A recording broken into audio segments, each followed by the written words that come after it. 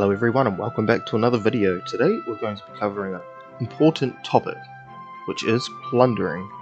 Plundering castles is super important because of the fact that the resources that you get over time aren't enough to level up your castle and all your buildings.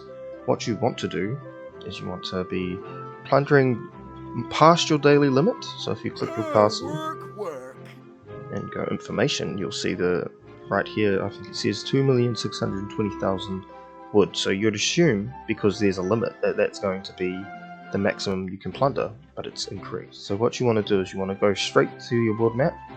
You want to exit out of the world map a bit, and you want to go to the closest to a level 1 spot you can. So luckily my guild currently has a level 2 run, so you want to click right there, and you'll see there'll be castles around the edge of the map. So earlier in the game, a lot of them are lower level, which is fine, but it does pay to be above level 20 to do this efficiently, but it's fine. So what you want to do is place your castle on the edge of the map. That way it only costs you one of the purple teleports or 300 diamonds. And then all you want to do is just start attacking the castles that are surrounding it. So you want to go here, and you just send all queues, is what you want to do. Every single queue that you have you want to send. So you want to go here, and then keep going, you want to plunder all of it. So earlier in the game, 4 attacks should get it close to 20%.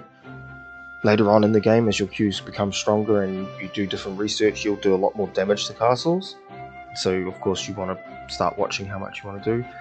The efficient way to do this is to make sure that you do not zero the castles, because you want to leave it there for the following day to be looted. Okay, so you just want to keep doing this. Once queues return, you want to send them back out again. And after I send these ones, I will be showing you the reports.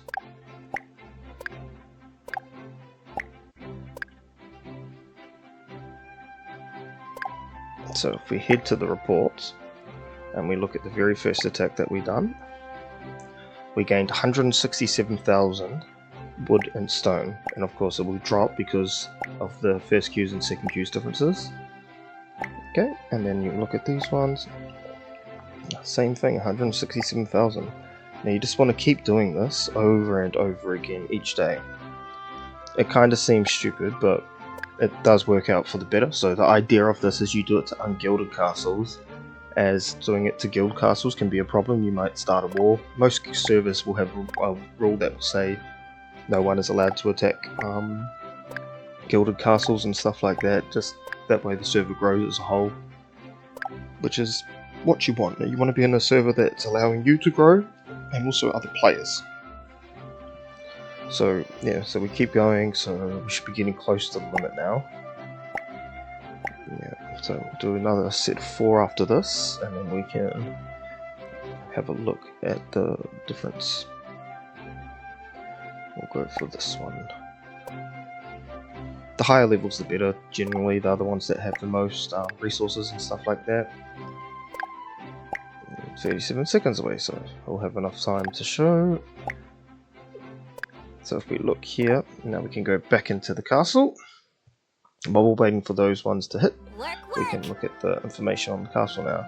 As you can see, we're still not quite at the cap, but once we get to that cap, you'll notice that in the reports that were of the attacks that we're doing, the resources that we're obtaining start dropping. So it doesn't make it impossible to pass that level cap, it just makes it harder to gain after that. So beforehand you'll gain the full amount, which is 167 for my account right now, but later on it might drop down to say 30k. Yeah, 30k a hit, so that's 122, so that's still relatively quite high, but we'll see it drop relatively quickly. Yeah, and the best thing with, say, having a level 2 ruin is that you can actually hop around yourself. So for instance, there's some more up here, so instead of sending them on a long queue, we can actually just teleport around here. That way we can send them out from closer, then it won't be sitting here as long. So 4 seconds, so we can go find a spot. So see here, and then for instance we just go bang, it's right there on the edge, only costing a purple one, and then we can start sending them out again. Yep. And these ones. So the idea is to do this daily. It is going to cost quite a bit of energy and stuff like that, but yeah, you definitely want to do this. This is the best way to obtain resources rather than waiting for boxes or doing rallies. Rallies are good, but yeah, this is kind of the best thing you can do. So now, as you'll see, it's dropped down to 30,000.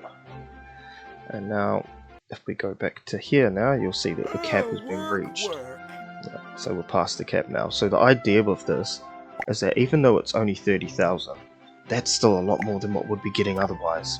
But yeah, so that's the idea of it. You just want to keep pushing past it. So for instance, if I was to do one rally now, and even say we go to a level 10, if I don't even think I can do a level 10 right now, but we'll go to the max that I can do, which is an 8.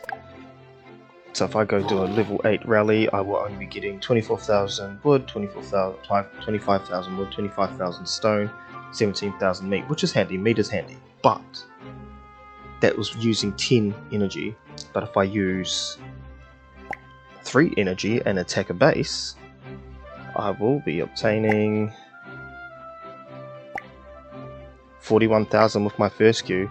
So you see why you'd want to do this. You'd want to keep up the plundering. It's the best way to do it. But yeah, that's kind of all I've got to show today. Thanks for watching. Thanks for tuning in again. Thank you very much for the watches, the views, and the likes and stuff like that on my videos. I'm really appreciating it. I'm starting to get a bit of growth here on the channel, and yeah, I really appreciate it. So yeah, that's all I've got for today. So yeah, see you in the next one. Peace.